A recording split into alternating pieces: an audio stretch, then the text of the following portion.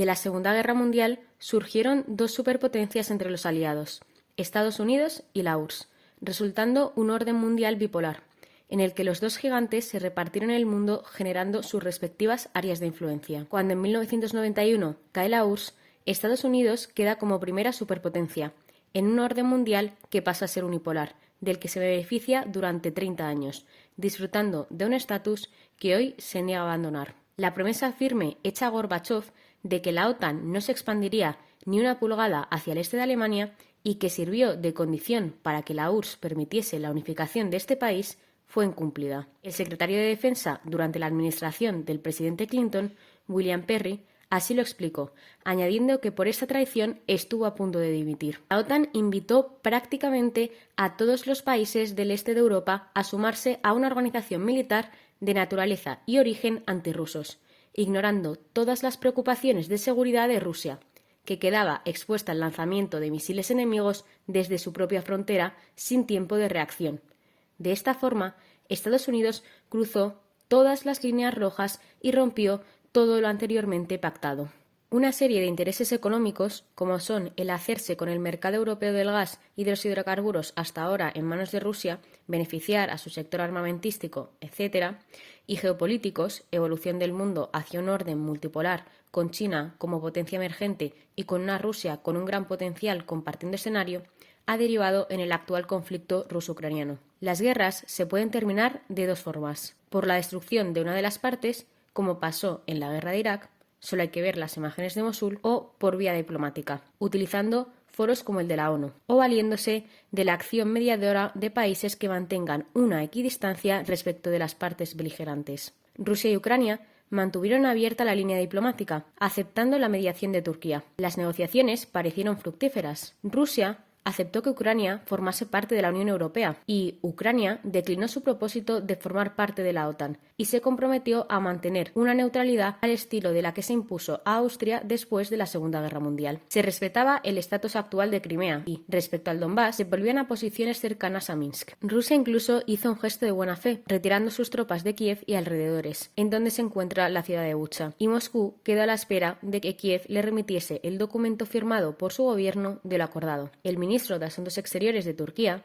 Mevlut Cavusoglu, declaró que tras presenciar las negociaciones entre Moscú y Kiev, pensó que las hostilidades no se dilatarían tanto. Después de Estambul, las esperanzas eran altas. Entonces, ¿qué cerró la vía diplomática? Primero, la respuesta por escrito del gobierno ucraniano difería de lo que se había llegado a acordar entre las partes en Turquía, es decir, los ucranianos se desdecían de sus compromisos. Segundo, acto seguido, el gobierno ucraniano culpa de la matanza de Bucha, ciudad en el área de Kiev, a las tropas rusas que se habían retirado 4 días antes de que ésta se perpetrase.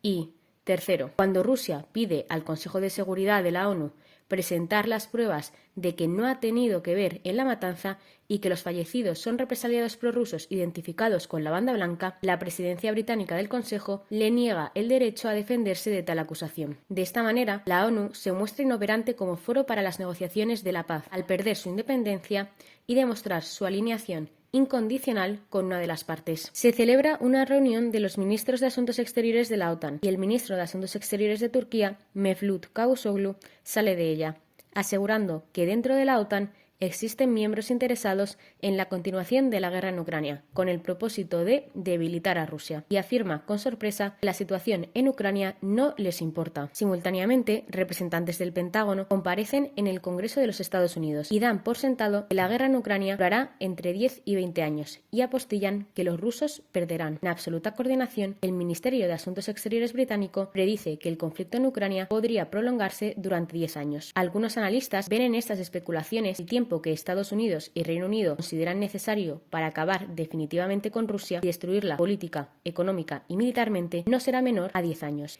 Y en cuarto y último lugar, el presidente de los Estados Unidos hace el anuncio de que va a enviar $800 millones en armas inequívocamente ofensivas, que incluyen 18 cañones de 155 milímetros y 13 helicópteros de ataque que se suman a los $2.500 millones ya enviados en armas defensivas. Este anuncio provoca que el embajador ruso en Washington presente acto seguido seguido una nota diplomática urgente, en la que expresa que la entrega de armas inequívocamente ofensivas por parte de Biden a Ucrania implica la intervención directa de Estados Unidos en la guerra. La tan temida escalada ya se ha producido, el choque directo de Estados Unidos y Rusia, lo que implica que estamos en los albores de la Tercera Guerra Mundial. De hecho, en los medios de comunicación no occidentales aparece la siguiente nota. Es la OTAN la que está librando la guerra. La información la deciden los servicios de inteligencia británicos. El espionaje está cubierto por los estadounidenses. Los especialistas son mercenarios extranjeros, así que los ucranianos son la carne de cañón. Rusia, ante la escalada, manifiesta que los convoyes de armas de Occidente son objetivo a destruir, y más aún ahora incluyen armas ofensivas de precisión de largo alcance que pueden llegar a su territorio. Estas armas llegan desde Polonia, por la ciudad de Lviv, Leópolis, en la parte occidental de Ucrania. El gobierno ucraniano dice que Lviv es el camino de salida hacia Polonia de los civiles ucranianos y que Rusia persigue un bombardeo masivo a civiles al atacar esta ciudad. Omite convenientemente que también es un corredor de recepción de armas de Estados Unidos y de su entorno OTAN, desde las bases americanas en Polonia, donde están destacados 30.000 marines. Hasta el momento han sido atacados por Rusia dos objetivos militares: el centro logístico del ejército ucraniano, donde se almacenan las armas extranjeras, y la base militar de Yavoriv, centro de formación militar a 40 kilómetros de Lviv y a 20 kilómetros de Polonia,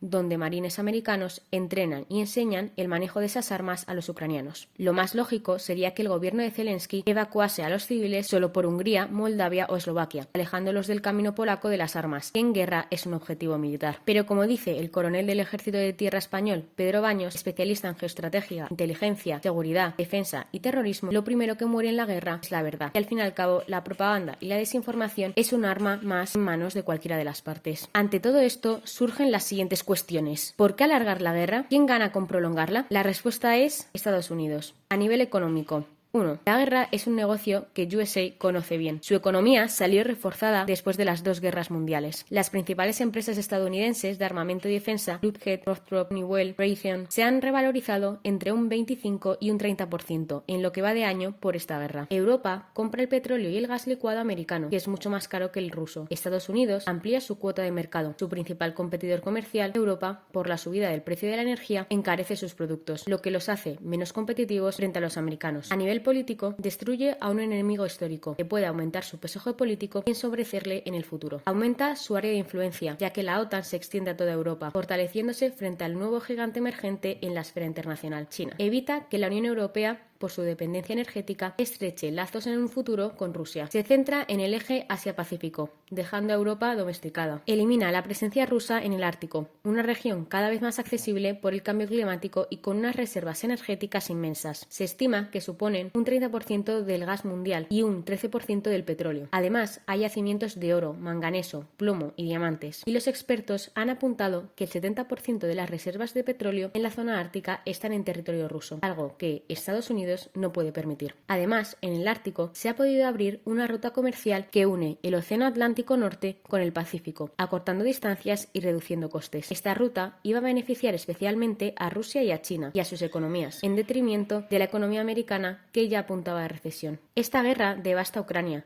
pretende aniquilar a Rusia y hiere a las economías de la Unión Europea. Solo hay un beneficiado, Estados Unidos. Y a modo de conclusión, reproducimos las palabras del novelista indio Joydeep Roy Bhattacharya. Hay guerras en Irak, Yemen, Somalia. Para los Estados Unidos, el lugar no importa, porque tienen guerras en todo el mundo. Ellos necesitan siempre una guerra. La razón es que el único aspecto de la economía estadounidense que da algún beneficio hoy día es la industria militar. Cuando 59 misiles de casi 2 millones de dólares caen sobre Siria, las acciones del fabricante se revalorizan un 50% en bolsa. Es una cuestión de beneficios y necesitan las guerras para sobrevivir. En cuanto el petróleo se agota, los americanos se van. Por desgracia, en la guerra de Ucrania hay petróleo, gas, minerales, manganeso, litio, titanio, tierras raras y cantidades ingentes de armas. Un cóctel que Estados Unidos no va a dejar de beber, al menos a corto plazo. Pero recuerda, tú opinas. Politic Views solo te da las claves.